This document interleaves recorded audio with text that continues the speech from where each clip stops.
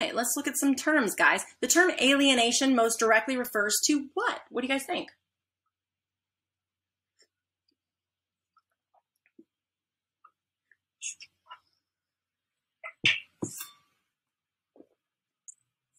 Conveyance of property.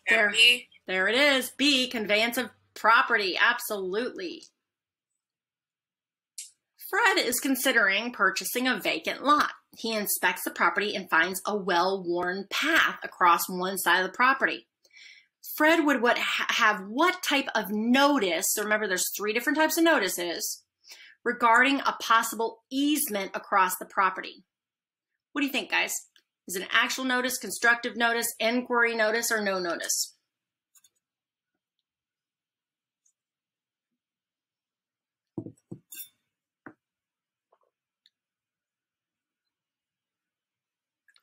If you see a stain on the ceiling or a path that looks like people are walking across it or driving across it every day, what would your next... You're going to ask questions, aren't you? Yeah, you're going to ask. Oh, yeah, inquiry. There it is. You're going to ask questions because you're going to be like, whoa, I'm seeing something that I need to ask about, right? A lot of times you won't find these on public record. I mean, some of them are, but they're not easy to find. An actual notice would be Fred is considering purchase a lot. He receives a piece of paper from the seller saying that there is an easement on the property. Okay, he receives an actual notice, like a piece of paper that tells him that's actual notice. Constructive notice, public record. But in this case, he sees a well-worn path. It's almost like I see a stain on the ceiling. So now it's going to trigger me to ask questions. So inquiry notice would be the perfect one right there. All right, each of the following statements is true, about title is true, except, I hate these except questions, right? The seller who has title, which is reasonably free from doubt, has marketable title. A seller who has color of title has a defect against the title. A chain of title is the history of conveyances and encumbrances of the property. Or the torrent system is the most common method of recording title in the United States. Which one do you think might not be the right answer, might be a wrong answer? D. Mm-hmm. D. Yeah, we don't use the torrent system. And I told you guys that already. We don't use it. So that means it can't be the most common if we don't use it, right? So yep, all A, B, and C are definitely true. All right, let's talk about some government limitations on title. All right, government always. Oh, our wonderful government. Guys, I am not a fan of government. I never have been, never will be. I don't care who's in office. I don't like none of them. Just gonna tell you that. Everybody, I don't know, I don't trust them. So 4 powers of government. We're gonna talk about what our wonderful government has the power to do. Number 1 is eminent domain, which is the right to take our property at any time they want if they need it for public use, right? Now, they're going to pay you some money, but it's not what you really deserve, and they have the right to take it. Kind of sucks, but it's something that we all signed up for when we buy land in America, right? There's police power, taxation, and a cheat. So let's go through them all and let's talk about them. All right, so eminent domain. Again, power of the government to take property when needed for public use. They can take private property when needed for public use. It can be used by federal, state, local governments, utilities, and railroads, right? So any of these want your land. They want to put a metro right through your house. They can do that. They need the common one you hear about is pipelines. There's always pipeline. I'm sure you guys heard many years ago. It was I don't know how many years ago, it was a Dakota pipeline, and it was this huge, like the news, the only people I don't like more than the government is the news, by the way. And the news made such a huge issue of the Dakota pipeline.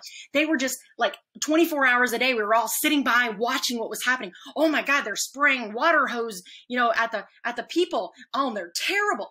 Guys, they were fighting over money. Okay. The government has the power to take land. Period, final, end of it. All of us agreed to it. There's no way around it. But guess what they were fighting over? just compensation. Notice as soon as they offered more money, the problem went away. Okay, so it is what it is. It sucks, guys, and I hate it.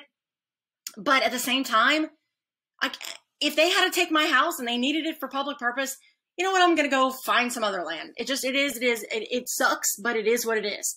Okay. Now, the way that the process that they use to take the property is called condemnation. So this is what I want you guys to know. Eminent domain is the power. Condemnation is the process. It's kind of like, you know, if you ever watched Cops, because I'm sure none of us been arrested, right? So guess what happened? When they get arrested, which is the government's power, right, to detain us, they have to use a process. What's the first thing that they have to do when they arrest you? And if they don't, you can get out of jail free, basically. You guys know what that is? Miranda rights. They have to read you your Miranda rights, right? They have to read you your rights. Same thing here. If they don't follow the process of condemnation, they don't get to exercise their power. So remember, because there's a test question that tries to trick you that condemnation is the power. No, it's not. It's the procedure. It's the process. Okay? Just like the Miranda rights isn't their power to arrest you. If you could think about it that way, it makes sense. Okay? All right, police power. Of course, the power of the government to regulate use of property. Example, zoning and building codes. So police power, obviously there's a lot the police do, but part of the police power is zoning and building codes. Okay? And so zoning administration comes around and knocks on people's doors and gives them tickets anytime they're not complying with zoning. And by the way, these violations are they're pretty pricey if you get into zoning violations. They can be huge. Okay, and let's go on. Taxation. Oh, we know our government. I mean, they pretty much tax us on everything. Just we haven't been taxed on our air yet. And we may be. They're hiding it somewhere. But then we get taxed to buy food. We get taxed to buy clothes. We get taxed as a business owner to use the stuff we already bought. Do you know every year I pay a usage tax for every item that I use in my office that I bought? Years ago, right? Years ago? How many years ago back? What's that? Our computers, our desks, it goes back for like years. Yeah, I mean, I've been in business since 2007, and it's been every single year. And the first time I had it, I was like blown away. I was like, what? Like, nobody told me that when I become a principal broker, I'm going to have to pay a usage tax every freaking year. I mean, it's the dumbest thing ever, but it's a hefty bill. And I'm like, this is just the most ridiculous thing I'm paying to use my own stuff. Like, that's the stupidest thing I've ever heard in all my life. I mean, who came up with that? Government, I tell you. So 2007 is when I opened my brokerage, and I've been doing it ever since. And it just, every year, I'm like, ah! And then I show everybody, I'm like, look at this check I have to write to use my own stuff. It's the stupidest thing ever. There's so much. That's why I tell people, look, I studied for 2 years on how, like, I researched heavily on before I became a principal broker, and I still did miss the mark, like, by far. I had no idea all of the stupid things I'd have to pay for that suck.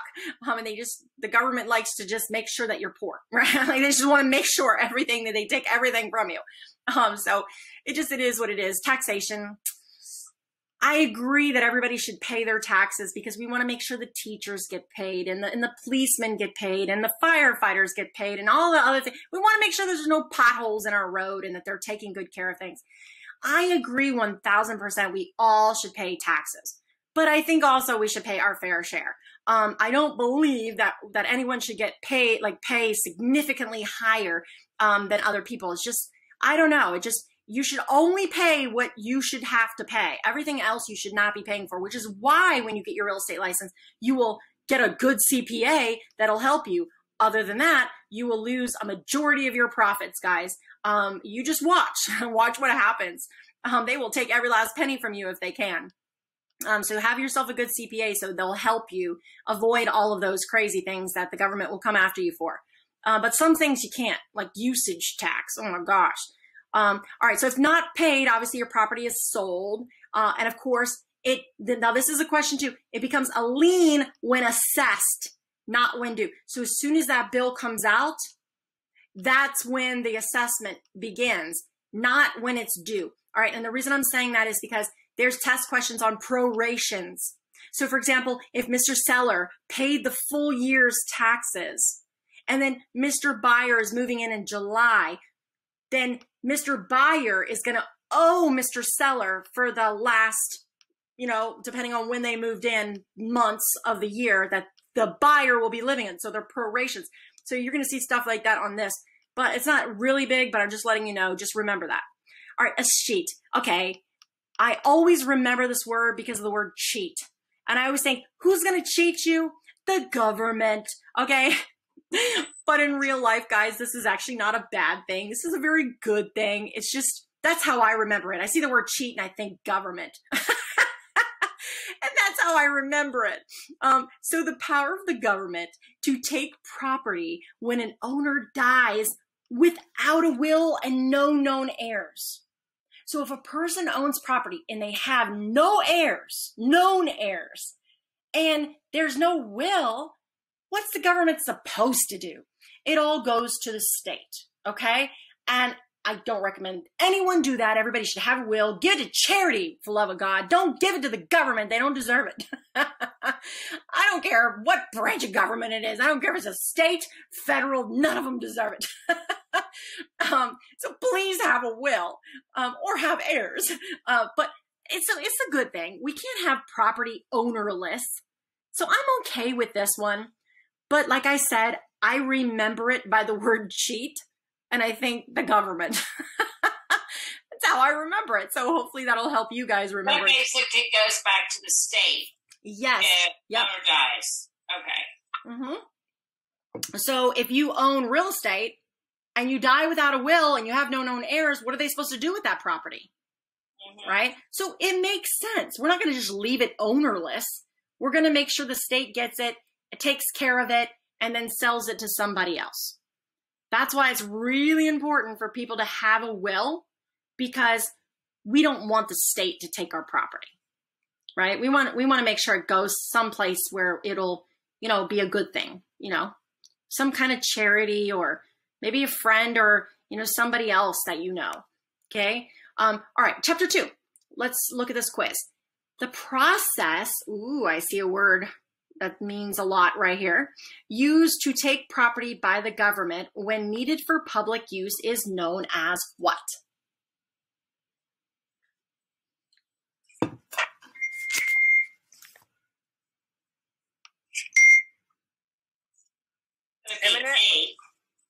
Eminent. Is it eminent? Is it eminent domain, guys? Is eminent domain the process or is eminent domain the... No, it's condemnation. There you go. It's condemnation. Remember, eminent domain is the power. Yeah. Condemnation is the process. So watch out for that one, because that one will get us. Okay?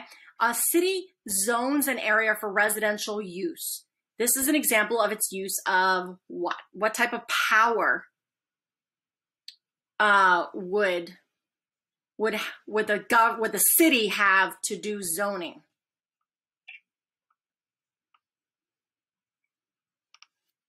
Police power. Power of eminent. So police power controls zoning, right? Mm-hmm. Zonings and building codes. So under the knowing the fact that police power controls zoning, if the city zones an area for residential, well, that's under the police power. So police power controls all of that. And by the way, that is a question. This is a very similar question on the test. All right, deed restrictions. All right, now these are not government. This is private stuff right here, okay? So there may be zoning restrictions and there also may be deed restrictions when you're buying property. So this is very important. Because if a client, a buyer of yours is looking, so I'll give you an example. When I moved, so I grew up in Alexandria all my life. I lived in Alexandria. And then, like I told you, 2004, my husband said, hey, we need to move to Manassas. And I'm like, no, I'm not moving to Manassas. I grew up in Alexandria. I'm staying here. I don't want to move to Manassas. And he's like, well, all my family lives in Manassas. And back then he played flag football every Sunday. I just spent all my Sundays on the friggin' football field because he was playing flag football. All the flag football teams are out here. And he's like, I know, we're always out there anyway. We might as well just move down there. And I'm like, I don't want to move to Manassas. And he's like, well, what are we going to do? And I'm like, well, I want to stay married, so I guess I better move. So I started looking at property. Okay. I started looking at property out here. And the first house that I put an offer on, okay, they had, I found out, a deed restriction. And the deed restriction said only little short fences. And I don't like that. I wanted a big 6 foot tall fence. I wanted a big fence. So I was like, oh, I don't want to buy that house because there's a deed restriction on it that said no tall fences. So a deed restriction limits the use of the property. And by the way, guys, you own property right now. You literally, Monday morning, I could put a deed restriction on my own property.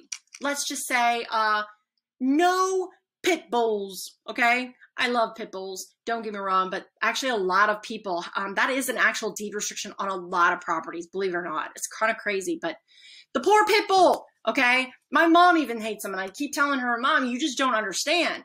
It's not the pit bull, it's the owner. They're nanny dogs overseas because they're so protective of your family. They're not going to hurt your family. They hurt other people. She's like, that's why I don't like them. And I'm like, oh, they're awesome dogs. But anyway, back on point here. Deed restrictions. Let's just say that I, Monday morning, put a deed restriction on my own property. No pit bulls. Do you know every subsequent owner of this house, if I sell it to anybody and then they sell it and they sell it and they sell it and they sell it and they sell it, forever, no one can have pit bulls on this property because I made it a deed restriction. Now you might say, well, what if they do? I could come back and sue them and I would win because they're violating the deed restrictions. And you might say, who is crazy enough to go driving by their old house and watch for someone to violate the deed restrictions? Not me, but obviously there's people. I just want to say there's people because people do this kind of stuff. So you and I have to be careful when we're selling homes to make sure that we're aware of the deed restrictions. And by the way, the title company is going to give us those deed restrictions. And then we have to pass them on to the client and say, hey, there's some deed restrictions on this property. So I need you to know, and are you okay with them? Because you're buying this house knowing that there is rules. You must follow them. Okay? Now, I'm going to tell you guys the most common types of deed restrictions, or I should say the common people who put them on. Those are HOAs and condos. Those are private restrictions. They're not public restrictions. They're private restrictions. So remember, zoning is public restrictions, and then HOA condos or just a private individual owner can put a restriction on a property. Okay? And when they do, you are buying that property, knowing the rules, and you must follow them. And if you don't like the rules, don't buy the house. That's just it. That's why we are supposed to let our clients know about these prior to them buying. And if we do, then they can decide if they want the house or not. The statutory laws of the state gives them 3 days, if it's a resale, to look at the rules and regulations and make sure, or as the bylaws of the resale documents, they will give you the rules and of the community. And if you don't like the rules, you don't have to buy the house. You get your deposit back and you move on with life. Okay. But if you buy them and then you don't follow the rules, now HOAs, they'll come after you with fines, right? Condos will come after you with fines. But if you don't pay them, they can put a lien on your property. Now, a private individual can sue you, right? And that's exactly what the HOA is going to do. They're technically suing you, right? They're going to get a lawyer and they're going to get that judgment, and then they're going to put a lien on your house. So deed restrictions are private restrictions. They're placed in the deed by previous owners, which are sometimes developers. Sometimes it's a private person. Sometimes it's a full development, okay? They're enforced by an injunction, which is, again, a court, right? They can cover lot sizes, square footage of improvements, use, parking restrictions. Maybe it'll say no boats or no RVs or no commercial vehicles in the neighborhood. They can have all kinds of rules, okay? No ghetto pools, the above ground pools. No, we're not allowing those. Some of them say no pets at all. Some of them have restrictions on how many pets. So we could keep going on and on about bylaws that you could find. The most important thing is to figure those deed restrictions out. Actually, it's in the declaration. The bylaws are in the declaration? No, the document, there's bylaws, declaration, articles, and condos. Sometimes you'll find it in the bylaws. Yeah. Then declaration, but the declaration is actually the if you were to do the order of the type documents, usually like those types of things, you'll find in the declaration. Really? Okay. Well, that's good to know. Yes. So I got to tell you the truth. I'm never reading them things. No, because they're like this thick. They're terrible. I pass them right on over and tell the what. And now that they're doing a lot of them electronically, I'll tell them go to Control F and search, like whatever it is that matters to you. Or CC&R restrictions. Yep, the CC&R. Yep. Or the design guidelines. Yeah. I tell them whatever matters to them. For example, if they care about the deck, or they want to put in a deck, or they want to build an addition or whatever, you can Control F and you'll find it. But if it's paper version, then they're going to have to read it and find it. Right. And so either one, whatever one they get, it's. Don't they have the option to select paper and digital now? They could do both, or they do one or the other. So in our contract, it doesn't allow them to choose both, because most associations charge for if you wanted both, you're going to pay for both. And so right. homeowners don't want to do that. So right. I think that's probably the reason why in our contract, it doesn't give that option. It's you get one or the other. And I hate to say this, but I always ask my clients, but when the client doesn't tell me, I typically will choose paper. And the reason why is because I've had clients at settlement, tell me they're going to follow me back to my office, or if I'm in my office, they ask me to print the whole thing out. And I'm like, oh my God, you want me to print out these 500 pages? Yeah, okay. And so I'm like, no way. So I've had it happen to me too many times. So I'm just like, you know what? If they don't tell me electronic, then I'm just getting paper, because because you got minutes in there, the reserve study, the audit, all the budget, you've got everything in there. And I also tell them to pay attention to the finances of the association, because it's just you don't want to move into a bankrupt community. I mean, Just go to that balance sheet. That'll tell you everything. Yeah, absolutely. And I've seen some neighborhoods where all kinds of shady stuff went on, because it's terrible. But it is what it is. Those types of things, you're going to see those types of things, and it's up to the client whether they care or not. Most people, to be honest with you, they don't even care. They're like, whatever. And then I'll say to them, well, look, there could be rules. So is there anything that you that you care about? Like I had one of my only few bad reviews, guys, like, the love of God. The lady was mad at me because the condo association wouldn't take her 3 dogs. And I told her up front that the owner doesn't care, but we had to get it approved through the condo association. And the condo association didn't approve it. And of course the blame was all on me. It's all your fault. I'm like, what? How is it my fault? Like, I don't work in the HOA. I got nothing to do with the condo association in this building. I don't even live here. Right? Like, how am I supposed, but whatever. Have you ever called for your clients, the management company, to ask certain questions to see if there's a restriction, like for parking, how many visitor passes, pets, things like that in the community? And what I do is I always give it to the clients to call and just ask as many questions as they can. But I will be honest with you and tell you, a lot of them don't ever return your phone call. It's terrible. You have no idea. In fact, I sold a property that I owned last year, I guess. I sold it last year. And guess what? You are never going to believe it. I never got a resale packet because I called and called and called and called and called and called and called, and they would never return my phone call. So I had to tell the buyer, I'm so sorry, it's unavailable. Like, this is all I can tell you about it. This is how much I pay once a year. And they won't give me a packet. I'm like, here's the phone number. If you want to call, you're more than welcome to call, but I can't get what ends up happening? What's that? Because they didn't get a packet, they'll end up getting charged for it when they do sign up because it's like something in the system.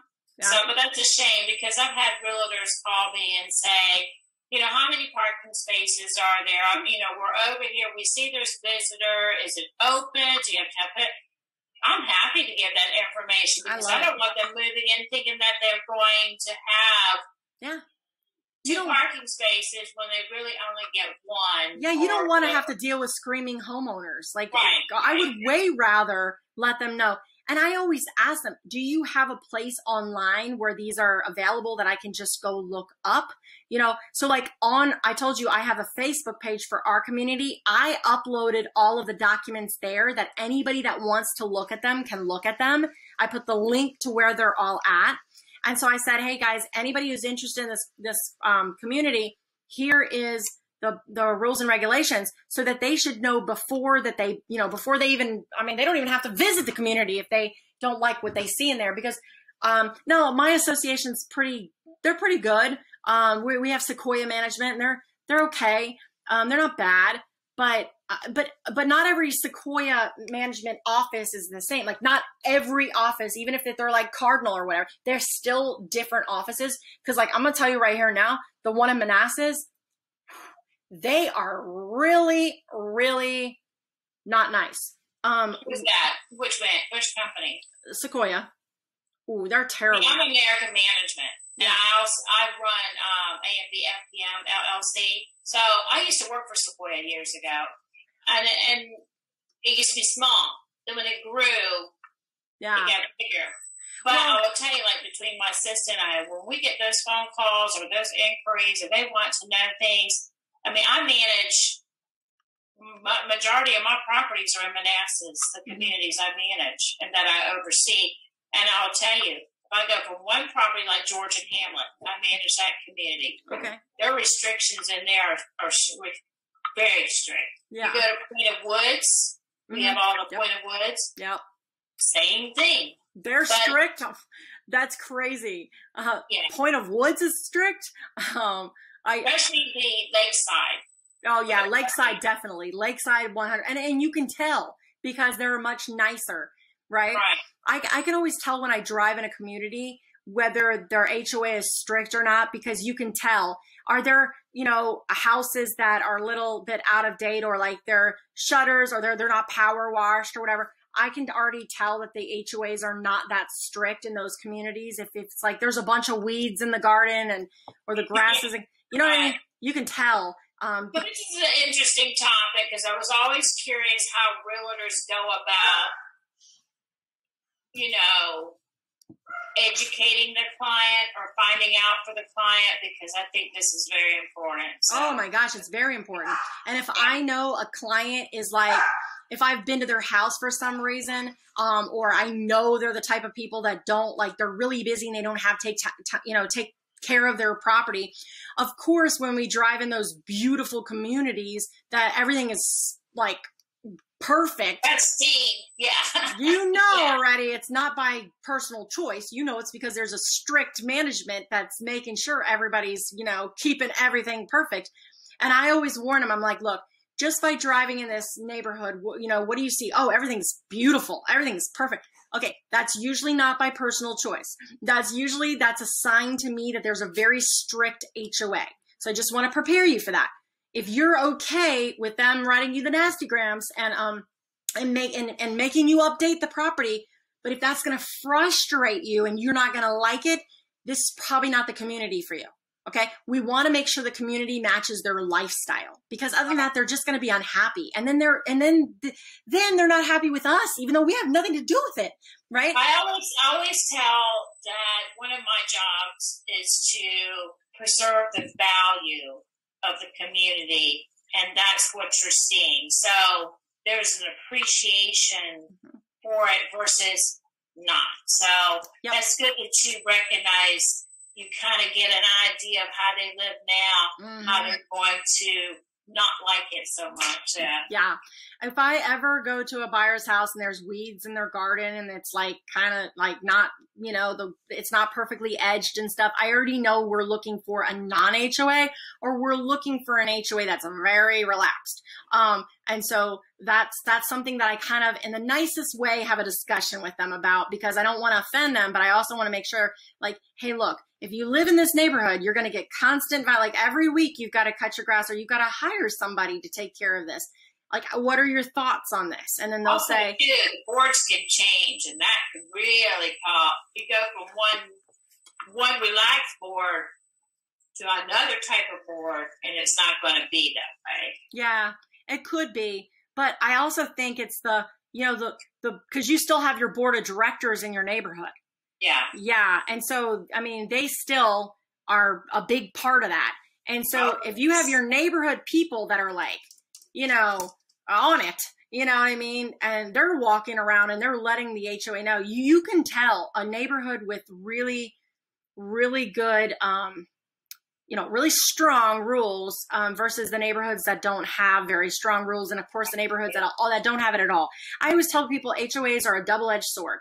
You are 100% going to retain your value and grow when you have an HOA, because they're not allowing the neighbors to let the 10-car pile up. And guys, this is what blows my mind. I mean, it just sucks, but it doesn't blow my mind, but that's the wrong choice of words, but this is reality.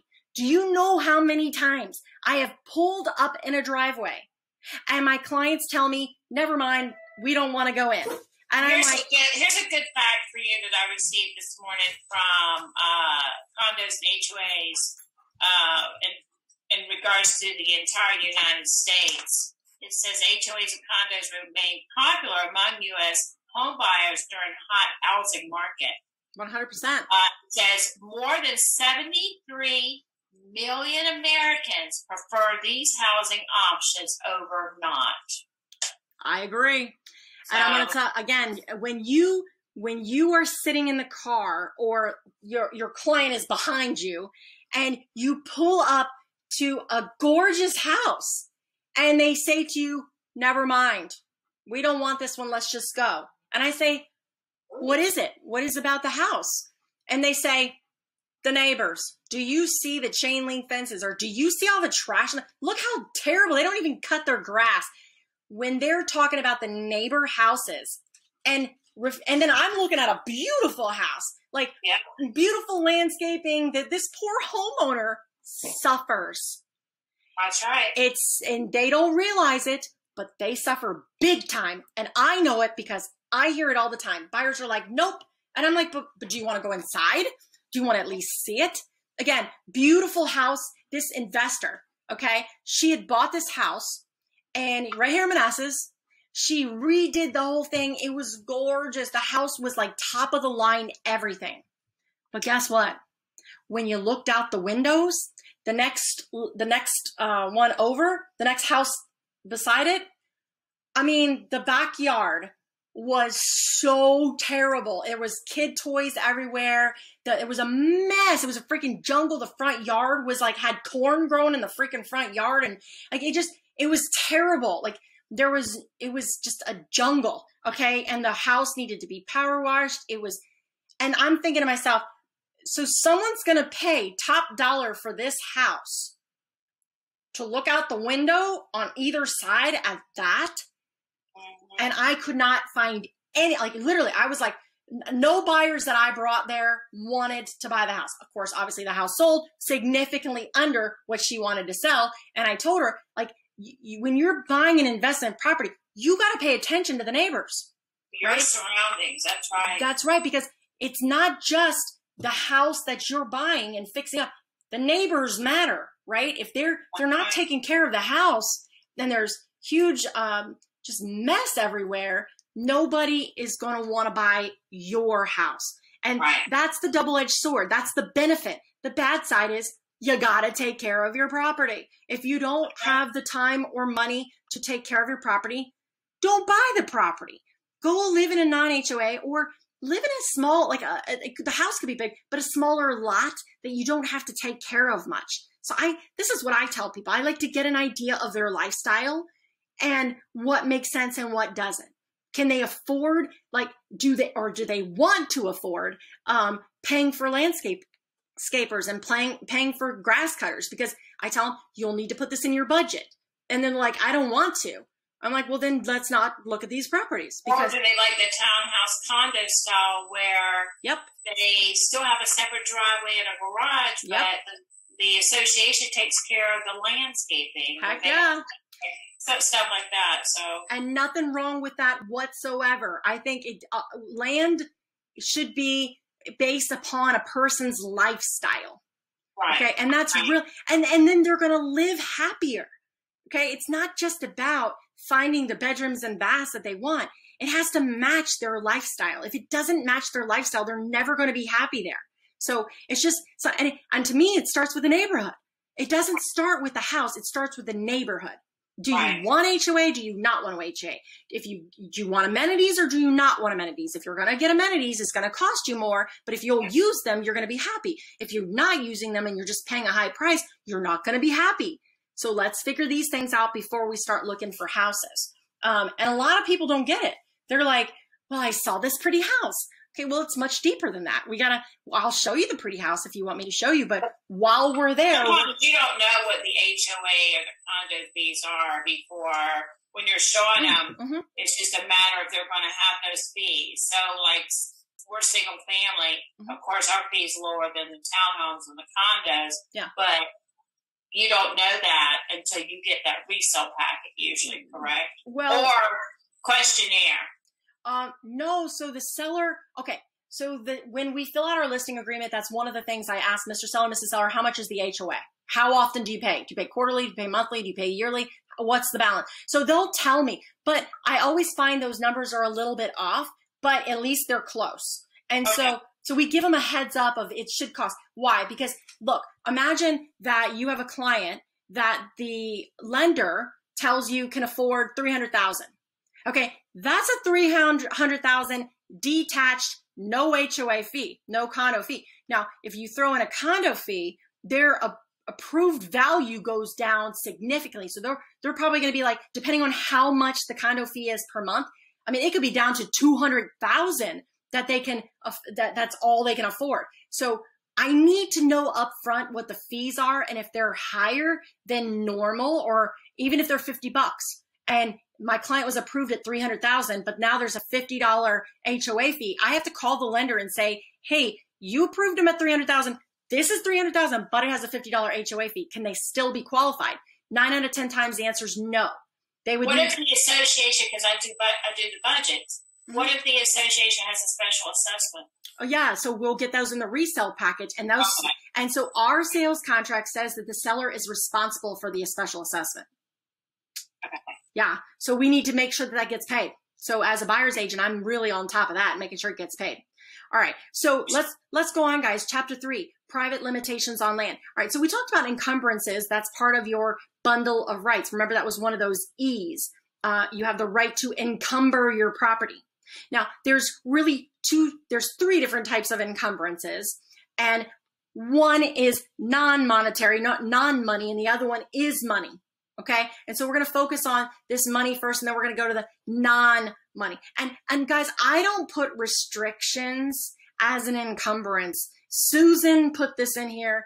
We just talked about deed restrictions, and I do not believe they are a private limitation, but they are not an encumbrance. Okay. Because an encumbrance is you've given someone else an interest in your land, but a deed restriction really is restricting you from using your land. I guess if you really want to argue, one could say, well, yes, the person who put the deed restriction does have an interest in your land because they could sue you. Arguable if that's an interest in your land. But regardless, Susan says yes, I say no. All right, so encumbrance overall, you've given someone else an interest in your land. There's money and there's non-money. We're going to focus on money right now, and you can see the big book. I put 40, 50, 46. It kind of jumps all over the place, but these all belong together, so I want to go through them. All right, so we're going to start with liens, taxes, mortgages, and others. Let's talk about liens. What is a lien? All right, now this, guys, I made on my own. You're not going to see in your book. Liens is a debt, okay? It's a debt that you owe somebody. It could be a voluntary debt or an involuntary debt. And a voluntary debt, for example, would be like a mortgage. You wanted a mortgage on your home because you wanted to buy the home. An involuntary debt could be maybe you owe money for taxes and they put a lien on your house. You didn't want that, but you didn't pay your taxes, so you got it, right? It could be an HOA lien, right? What we've been talking about. They could put a lien on your house. You didn't want it. All right. So there's voluntary debt and involuntary debt. All right. And liens are always created from debt. Okay. Now you're going to hear the word certificate of satisfaction. You will receive a certificate of satisfaction when the debt is paid off. Now, what you're supposed to do is take that certificate of satisfaction and run to the courthouse and record it to let the whole world know that lien has been removed. But you know what happens 99% of the time? People rip it up and throw it in the trash or stick it in a file cabinet or lose it. And then when they go to sell it 10, 20, 30 years later, the lien still shows as active. And so when the title company does that, they do that chain of title, they are going to spot this lien. And then they're going to call the seller, and the seller's like, oh, nope, I paid for that a long time ago. I got my certificate of satisfaction. They don't use that word because they don't know it. They just say, no, I paid it off. And the coaching company, what the heck? The title company will ask the owner, do you still have your certificate of satisfaction? Or your receipt showing that you paid for it? And you know what the owner says. Oh man, that was so long ago. No, I have no idea where that thing went. So now that's a cloud on the title. And so now the title company has to reach back out to the credit company, right? Or whoever it was, right? And the creditor, and get proof that it was paid off. Okay. And if they can't find them, or the number's wrong, or the company's out of, it becomes a really big challenge for them.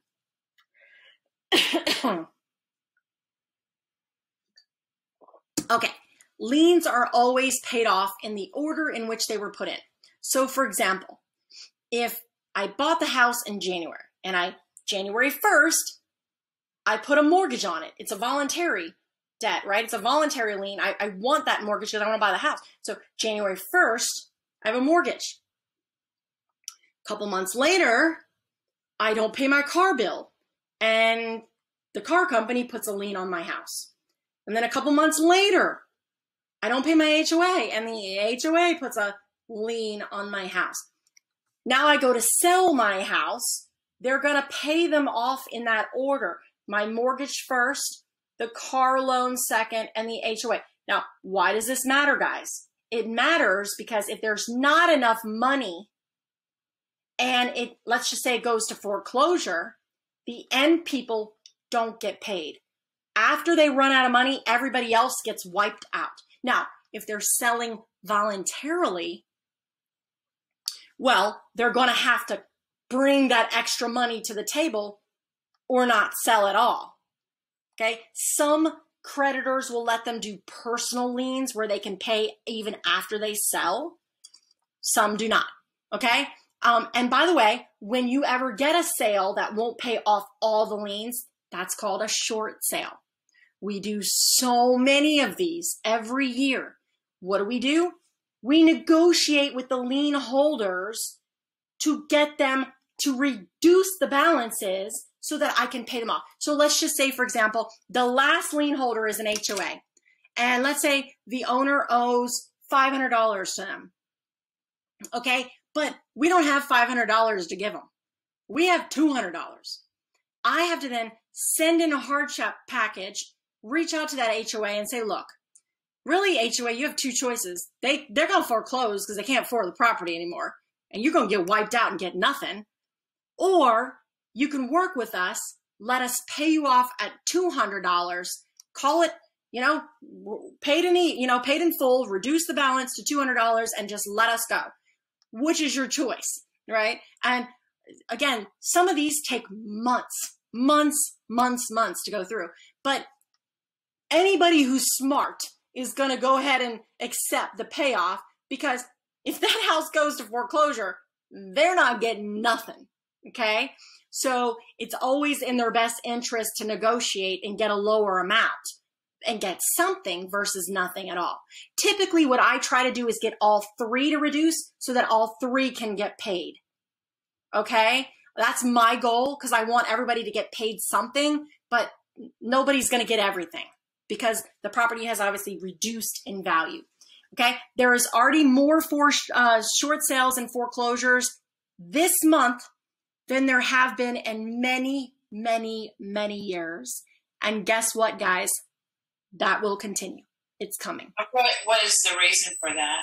Has it been because of COVID? Has it been partly? Partly. It's partly COVID. It's also partly because those COVID relief acts, they temporarily suspended payments and people didn't have jobs. I mean, obviously they're not paying, right? There's all these, I got to just say this. Unfortunately, there's all these people that are choosing not to work because they can sit at home and get paid unemployment, but it's still only a fraction of what they're used to getting paid. But they're still choosing that, and then they're not able to pay their bills. There's always going to be divorces. There's always going to be deaths. That's why we do them every year regardless. Every year we get these. And it's just because, and then also you have to remember, so years ago, people were put on these temporary forbearance plans and loan modification plans. And most of those are coming to an end. And that means the payments will revert back to where they were before. And a lot of people can't pay it. There's just so much stuff going on right now. It's just straight up crazy. But it will continue. We're going to have more and more short sales, less foreclosures than we've had in a long time. And it's just going to keep coming, guys. I already know that. The default rate is so high, you would be shocked at how high it is right now. It's crazy how high it is. And by the way, in Arizona, one of the speakers at the event was phenomenal. He's like one of the top guys in the banking industry. Okay. And he studies these things. And what he was telling us was just mind blowing, that he was saying that the interest rates have been so low that they cannot afford to keep them low, that they are going up. Okay. And when interest rates go up, buying power goes down, right? And when buying power goes down, sellers have to reduce their prices to match, because it knocks people out of their buying range. Their buying power decreases, okay? That's why I tell everybody, I would rather buy a house at the height of a market with low interest rates than at a crash of a market with high interest rates. At the end of the day, I would rather have a low interest rate and a high sales price than a low sales price and a high interest rate. Okay? Because you don't get both. You get to choose. But financially, the lower interest rate is better for you in the long run. Right? So it's way better to get the lower interest rate. So still tell people, don't wait unless you're a cash buyer. Don't you wait. now is the time. And if you wait, your buying power gets decreased. It's just terrible. I watch it even from the beginning of this year. I had people pre-qualify for one number.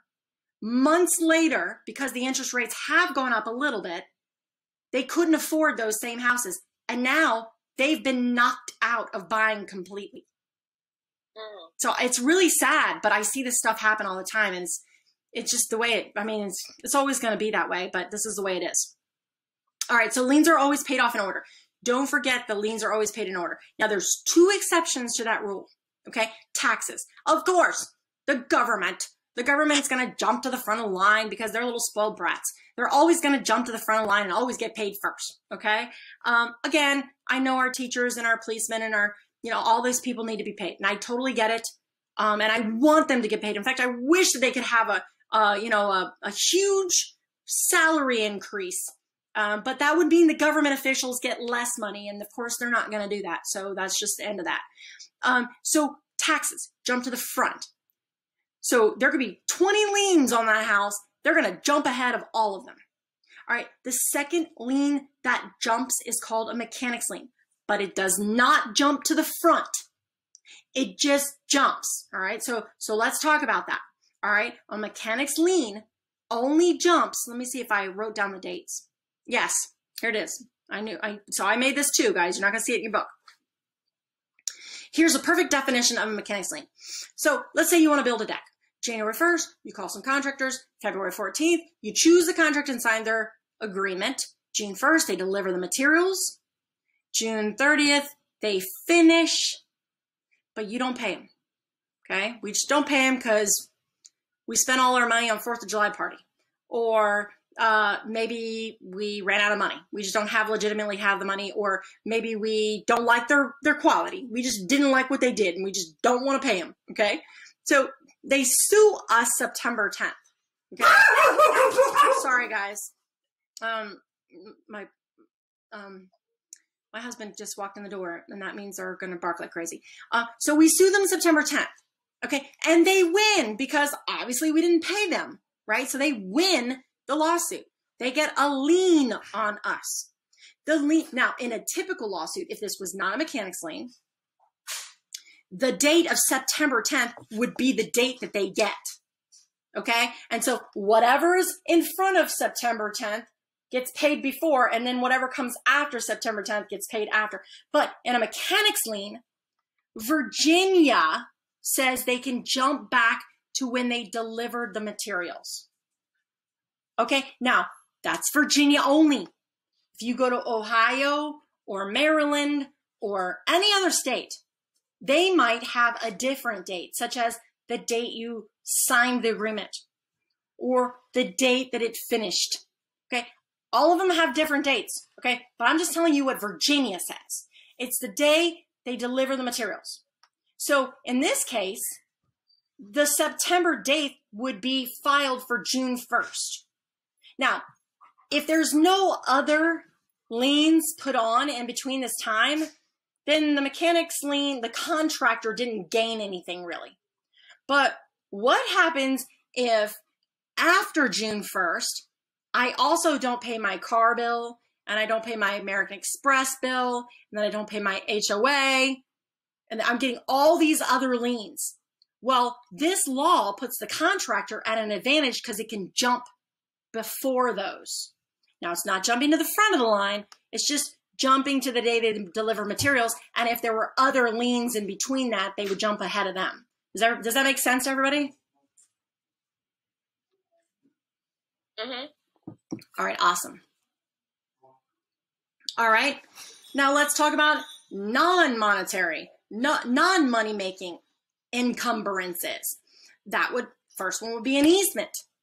It usually means the right to cross another's land. Okay, so remember that question about the well-worn path? I mean, you can clearly tell in this picture that something's going on here. Why is this here? It looks like somebody has been using this to walk or drive a car or something, depending on how big it is. I can't really tell. So we can tell something's going on here. Now, Mr. Homeowner, is that you? Or is there an easement and you're allowing others? to go through it. Okay? And so we need to ask these questions. Okay? It becomes an inquiry notice where we need to ask. Okay? Now, there's 3 different types that I really want to go through. The first one is not actually an easement at all, but it's like an easement. It's called a license. This is when you're telling somebody, oh, you have so imagine there's a pond over here. And you tell your neighbors, hey, you have the right to use this path anytime you want and go fishing at the pond, right? That's a license. You can come to my house anytime you want. You can use my pool, use my hot tub, go fishing in my pond, go pick my apple trees anytime you want. That's a license, and it's revocable. So what does revocable mean? You can change your mind at any time and say, yep, you can, yeah, take it away. Neighbor, I don't like you anymore. I told you can come into my pool, but I didn't know you were going to skinny dip. So you're officially cut off, right? So again, a license, very similar to an easement, but a license is revocable. You can change your mind. Now, an easement, they're not revocable. Okay, so let's talk about, but there's different levels of them. So let's talk about how these work. So for example, go ahead. Sorry, could you scroll up real quick? My phone froze, so I couldn't see it. This one right here?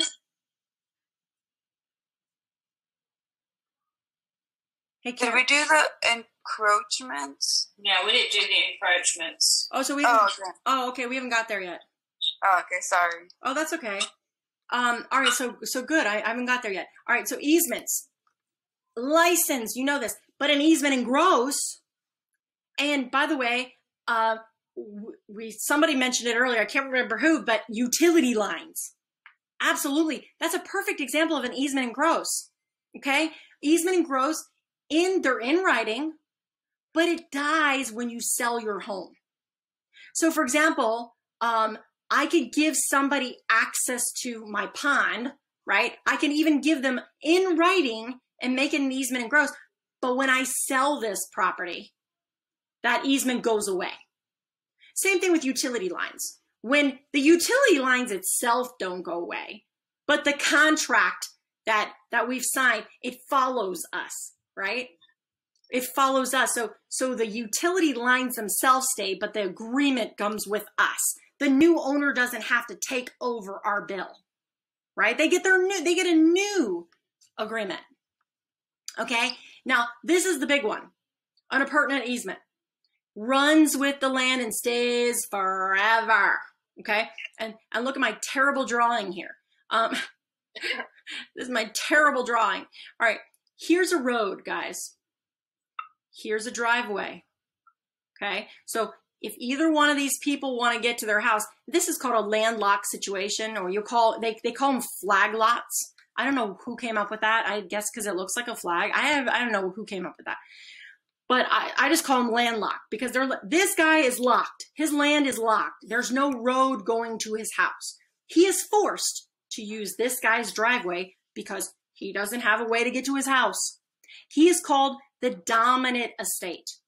He gets the benefit of using this guy who's called the servient estate because they're serving the dominant estate.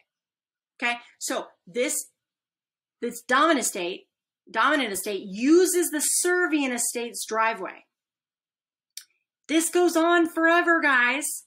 This servient estate can't say no because this guy needs it. It's an appurtenant easement created out of necessity.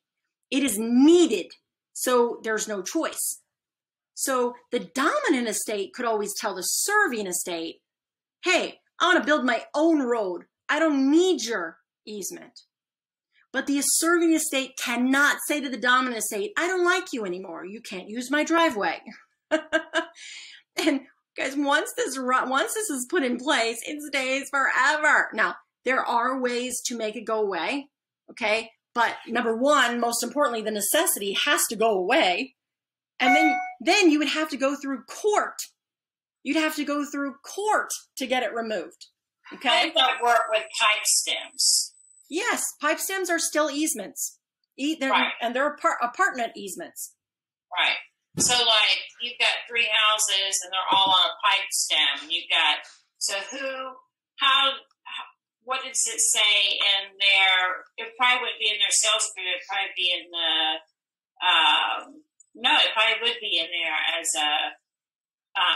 some sort of written showing that they have part ownership of that. So, but they don't. They don't? No, because remember, this guy still owns this driveway, but these two would have an easement over top of this guy that they can use their driveway. So, okay, so I'll tell you all the ones that I've seen. In fact, I actually own property like this, not here. It's in Highland County, and it's it's not one, it's like camping property, so like nobody cares. Now, if I had to live on this every day, I don't think I'd be, happy with it, but I will tell you the differences. If it's in an HOA, it's typically fine. The HOA will control this so that these 3 are not, or 4 or 5 or 6 are not stuck with one person having to shovel the driveway for everybody. Does that make sense? So HOAs typically are awesome about these, okay? Or they'll specify. But here's where the bad part happens. When it's not an HOA and it's the wild, wild west, okay? That is not good because there are no written rules other than the dominant estate has the benefit of using the serving estate, and the serving estate must make their driveway always available to this guy. So when the dominant estate is sitting with their feet toasty by the fire on a snowy day, this guy is out here making sure his driveway is clean. Right? And when the dominant estate is at Disney World enjoying a nice vacation, this guy is spending money on road repairs. Why? Because he has twice the traffic, right? So there's obviously going to be more road repairs. Okay. Now, guys, I've sold these properties before, and both with this, and apparently people don't care. I always try to explain to them that this could be a problem. If they're in an HOA, I tell them, well, we have to read the HOA docs and see what the HOA specifies. Usually the HOA will own this road and we don't have any problems. But if the HOA does not own this road, then you have to see what the rules and regulations are, because I think it's only fair that all these other houses back here should also contribute to road repairs and road maintenance because they're using it, right? But in the real world, if there's no HOA, there is no rules that the dominant estate has to contribute.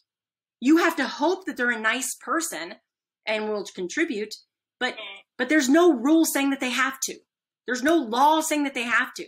So the servant estate is buying the home with the expectation. And I'll give you guys a good example. My friend, okay, I see her usually once a week.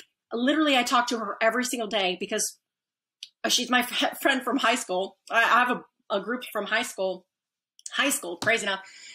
And we all went to TC, and we were on a group chat. So every single day we're talking every single day. And I helped her, God, maybe like 5-6 years ago. I don't even know how long she's been in that house. I have to look up, but I helped her buy it. Okay. I helped her sell her house in Alexandria. I helped her buy this house out here, and she's in Manassas, close to me. And she has this exact situation. In fact, she's the front, and then there's like 5 or 6 houses way back here. You can barely even see them. Okay. You can't even see them from her house. Okay. But and in fact, the house, there is one house you can see. And for some stupid reason, this guy's like front yard still belongs to her. And like his yard, like they have a driveway in her backyard. It's like this, who did this?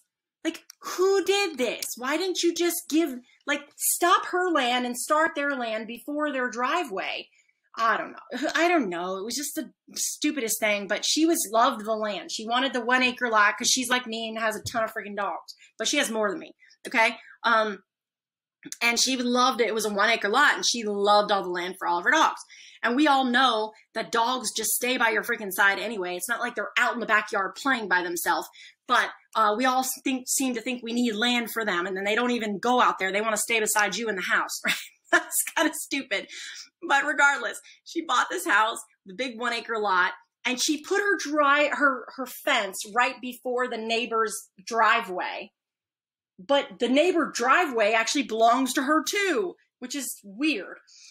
Okay, so there's all these homes back here.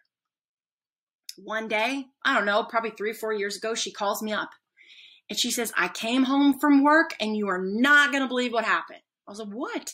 She said, someone had paved my driveway. I said, what?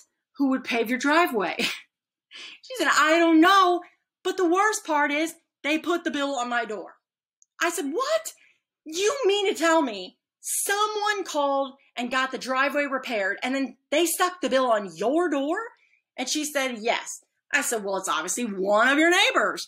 Which one was it? She goes, I don't know, but I'm about to knock on everybody's door.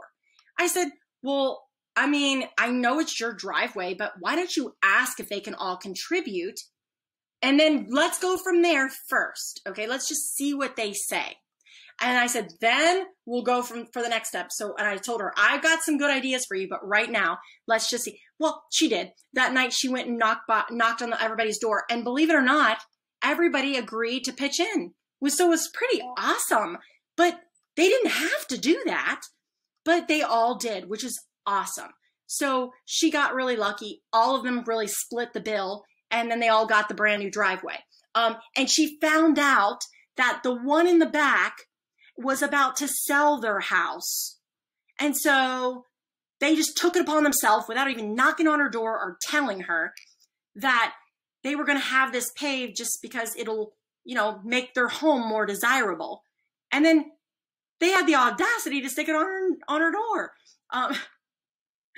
But it turned out all it was well. But at the end of the day, she could have been stuck with that bill, right? If none of them agreed to pay, it could have been a big problem. Now, in reality, my next step was, I'm sorry, Mr. Paving Company. I didn't hire you. I didn't authorize you to pave my driveway. And hey, that's on you. Because that's what I would have done. I would have been like, I'm sorry, I didn't authorize this. I didn't authorize you to be on my property. Do you have my signature anywhere? No, you do not. That's on you. But luckily it didn't work out that way. It worked out. Everybody split the bill. But this is the kind of stuff, if you're the serving estate, that you need to think about. And your clients need to think about. And you and I need to explain to them. We need to investigate. We need to find out how this works. Now, I've had people tell me, because I've seen the situation for houses that are for sale, and I've talked to the seller. Hey, Mr. Seller, do the neighbors contribute to your maintenance? Oh, yes, they've always been so nice to me. Okay, great. Is there anything in writing that says that they have to? Nope, but I've never had any problems.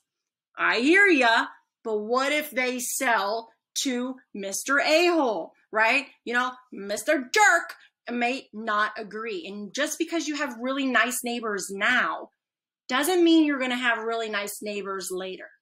And so I wish the county or, you know, where like maybe they're in the city. I wish the local government would create rules, but they don't. If you're living in an HOA, there is really good rules.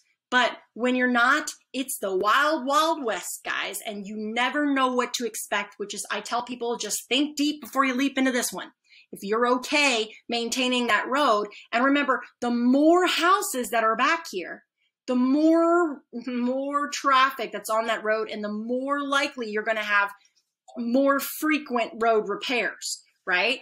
If it's just one person driving on a driveway every day, that's very minimal use, right? But when there are multiple people driving on a road every single day, the road has more wear and tear and could experience more issues. So that's a really big deal.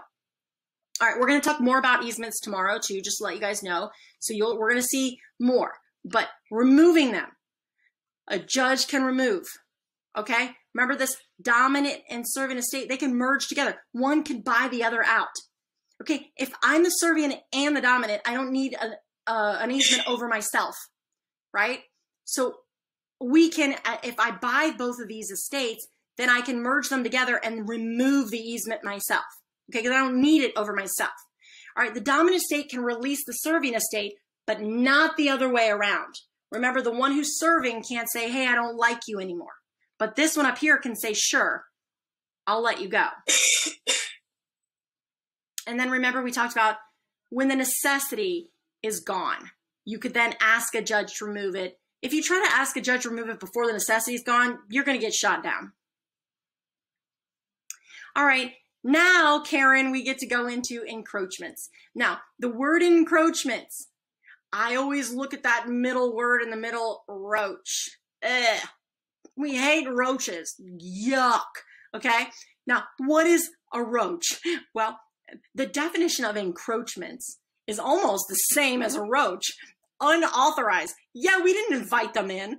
Physical. Oh, yeah, they're physical. Intrusion. That sounds like a roach to me. So when you think of an encroachment, remember unauthorized physical intrusion like that roach. All right, now we're not talking about roaches at all. We're not even talking about pests, but we are talking about something that you didn't authorize that's physical and it's intruding your space. So for example, let's just say you have a yard and the neighbor's trees are hanging all over your yard. Okay, that's an encroachment. Let's say your neighbor puts up a fence and they put it on your property. Let's say the neighbor puts a playground up and they put it on your property. They plant a tree on your property. They put their deck on their property. They're playing on your property. Anything that anybody does on your property that you didn't authorize is an encroachment. I think the funniest one I've ever got was a buyer calling me to let me know that the neighbor of the house we sold, so we sold the house to the buyer, and the buyer called us to let us know, hey, can you reach out to the neighbor? Their goats are on my property. Here we go with the goats again. And I was like, their goats are on your property? And she's like, yeah, they have like this like fenced pen thing and they move it all over the place so that the goats can get fresh grass. I'm like, that's kind of smart. And then they're like, yeah, but not on our property. I'm like, totally get it. So I had to call the neighbor and be like, hey, neighbor, can you move your goats? And they were like, oh, sure, no problem. Sorry about that. I'm like, hey, when you're over there, introduce yourself to the neighbors because they're new. And they're like, okay. But hey, we get these calls too, guys.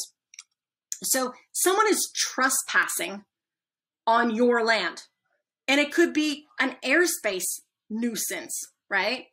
And typically, guys, a survey will detect that. So a survey is a physical picture of the property, kind of like this little map right here, right? But it'll show the property lines. It'll show where the house is located, and it'll show fence lines. It'll show any types of encroachments that could be on there. The survey will show it. And remember, unless you have a survey, the title insurance isn't going to cover that.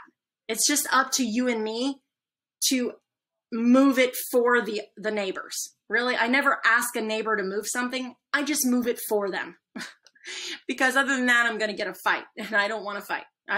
There's no need for me to fight with my neighbors. Let me just help out, okay? I'm going to move this back over.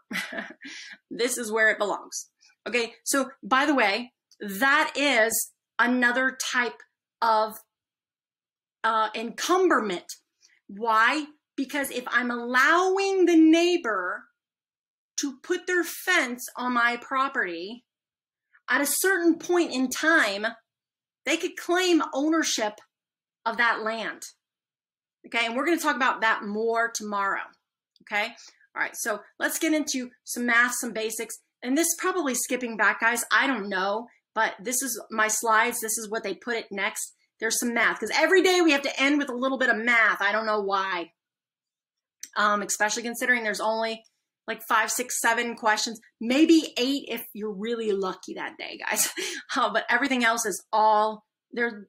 That's it. Okay.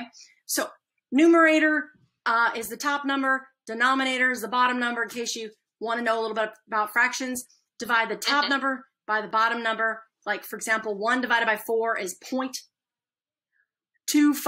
So you know 0.25 is a quarter, right? It's quarter, right? And you can move this over and it's 25%, right? Okay, so let's go down a little bit.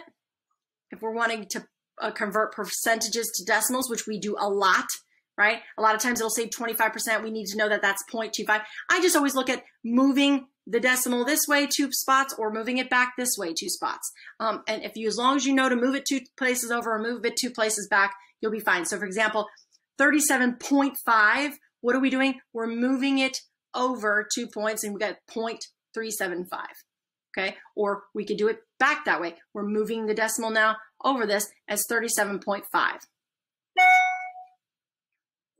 The power principle. I don't know if this is a new way of doing math. It actually, I'm starting to get used to it now. At first, I was like, oh no, I'm just sticking with my good old-fashioned algebra, okay? The way I learned it, you know, a decade ago, and no, not a decade, way over a decade, a century ago, the way I learned it. The power principle. So the part, they always draw this plus, okay? And there's a part, whole, and rate. And if you're going down this way, north to south, really, there is a division. But if you're going east to west, there's a multiplication. So it's kind of, you know what, I'm starting to kind of get used to it, okay? But you could always stick to good old-fashioned algebra. But let's get some examples here. So 104 is 25% of what number? Okay, so you know already that 104 is the part. It's only 25% of something. So you're going to put the 104 up here. And you're already knowing that there is a percentage, so you're going to put your 0.25 here. So you can follow the little power principle. It tells you to divide it. Okay? Or you could stick to good old-fashioned algebra and look at this and convert it into a formula, which we're going to show you now. So 104 is 25% of what number? So I already know 104 is always equals. 25% of is always multiplication. And what number is x?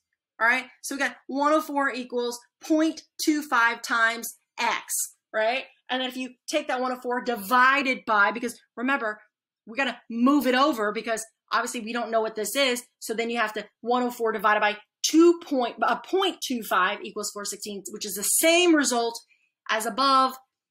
It's just a different method. And this is the method that I learned in school, guys, but I'm just being honest with you. I'm starting to kind of get used to this thing.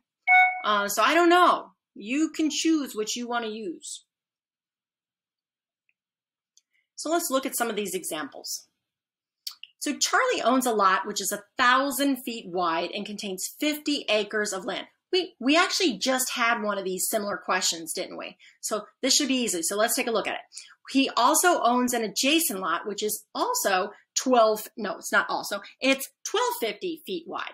Both properties have the same depth. So we know the depth is the same, but we know that this is 1,000 feet wide and this is 1,250 feet wide. How many acres are in the second lot? Now, I think the last question was, what was the total acreages? Now, this is just we're just the one, so we got to read that question carefully.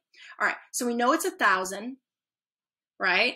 We know this is 1,250, okay? We just don't know this number yet, okay? So what we're going to do is we're going to take that 50 acres. We know this side is 50 acres, and we're going to multiply it by 43,560. There's that magic number you got to know.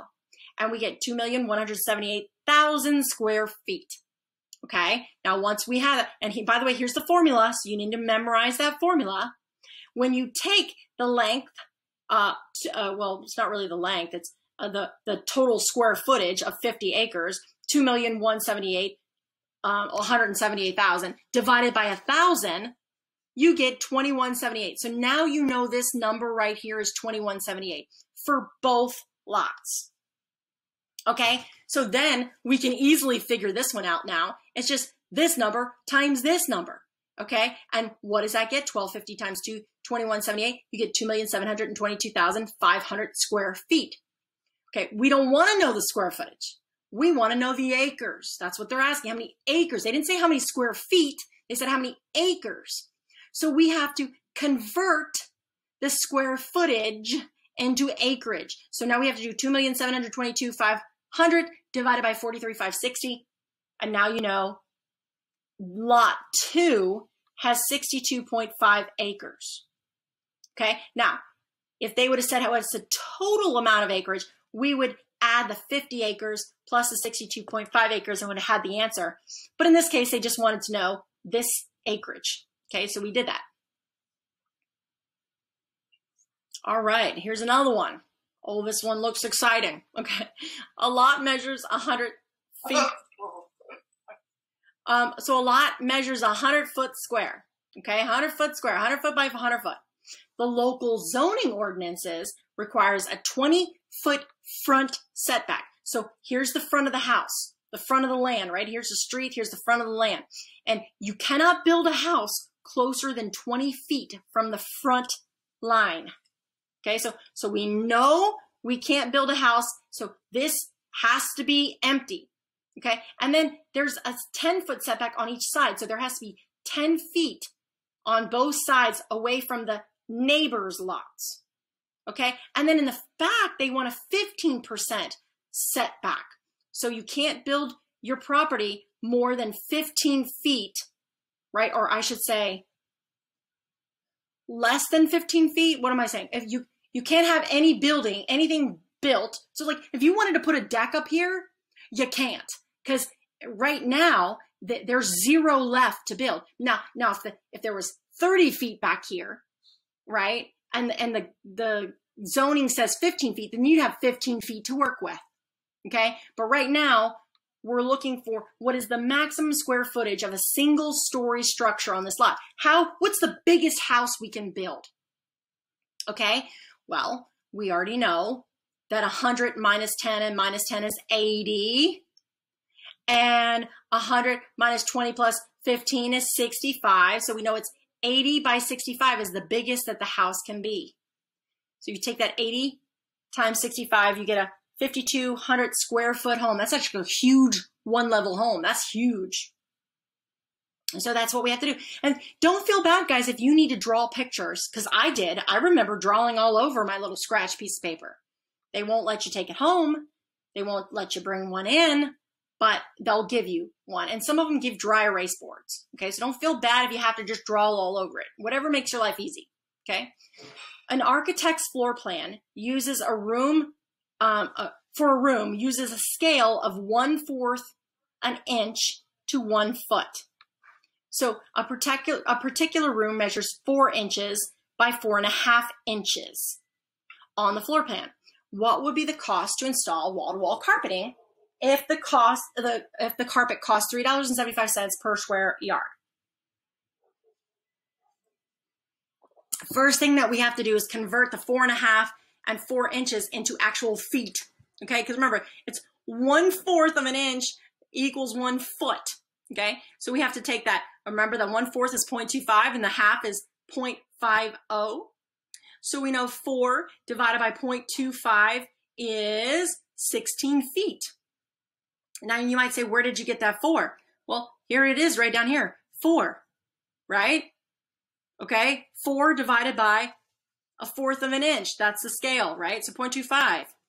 Okay, and then the other one, we got the 4.5 times that same scale, 0.25, equals 18. So we know that this is 16 feet by 18 feet room. Okay, so if you know it's 16 by 18, you know it's a 288 square foot room. Okay, now 288 square feet divided by 9 gives us 32 square yards.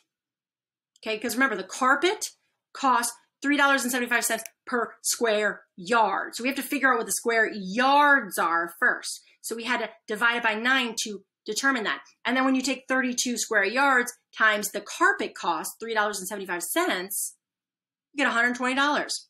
Boy, I wish it cost $120 to install. The carpet costs $3.75 a square yard, right? That would be awesome. Never. Never. So yeah. Anyway, this is an example. You guys know. But it would cost way more than that to install carpet. Okay. Let's talk about Amy. She owns a lot that measures 65 by 40. She plans to build a sidewalk 3 feet wide around the inside perimeter of her property. The sidewalk will be made of concrete, which is 4 inches deep. If the concrete costs $90 per cubic yard, what will be the cost of concrete? All right, I'm going to tell you first thing first, there is no questions with cubic yards in it. Nothing about cubic yards, all right? So if this question scares you already, don't worry too much. There's no cubic yard, all right? But let's go through this. So we know that her property is 65 by 40, but we also know she's doing a 3-foot perimeter inside, right? So we know that it's not going to be 40 feet across anymore. It's going to be 34, right? It's going to be 34 feet. So what we're going to do is, apparently we're going to add these all up. 65 plus 65 plus 34 plus 34 is 198. And if you take 198 times 3 feet, it's 594 square feet. Okay, so that's the square footage of the sidewalk. And if you take that 594 divided by 3, why? Because 4 inches, remember we were going 4 inches deep, is 1/3 of that 12 inches. Okay, that equals 198 cubic feet. Okay, again, nothing on cubic feet, so please don't worry too much, but I'm just letting you know this is the formula. All right, so 27 square feet per cubic yard, 3 by 3 by 3 equals, if you multiply those, 198 divided by 27 equals $7.33 cubic yard, or 7.33 cubic yards. And then you're going to multiply it by $90 per cubic yard, and you're going to get $6.60 if you round it up. Okay? Again, this question is out of control. In real life, you're never going to be figuring out how much a concrete, this is not our job.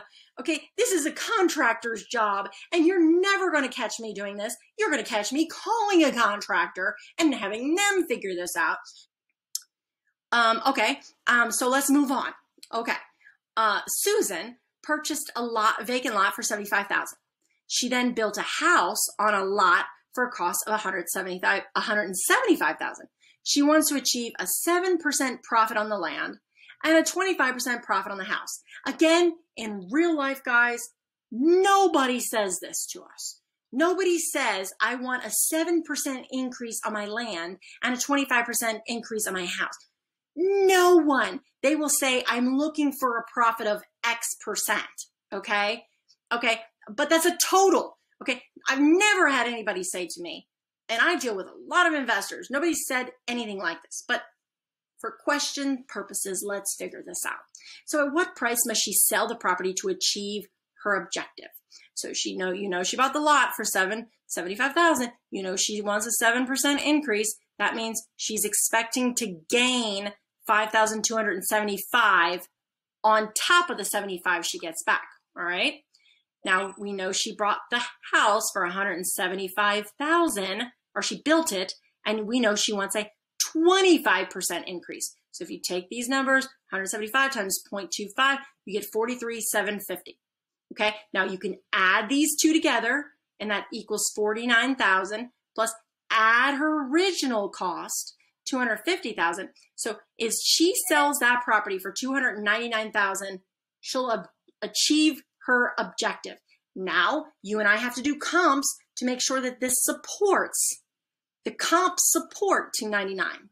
If they do, great. If they do not, that's bad.